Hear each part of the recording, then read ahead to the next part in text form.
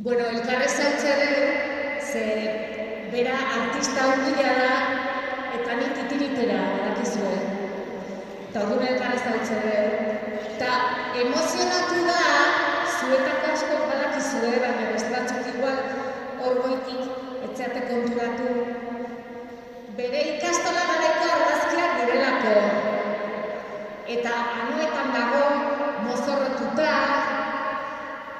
ikusten da mozorroak asko gustatzen zitzaizkizula, Baratzan jotake atxorra hartuta, teknologia gelan, korrikak nolatera zan, erronkan ere nolak hartu zuten, eta bueno, daukagu jartzeko argazki ez, 30, ze oso parte hartzailea izan da ikastola, eta txalaundi bat berezitu,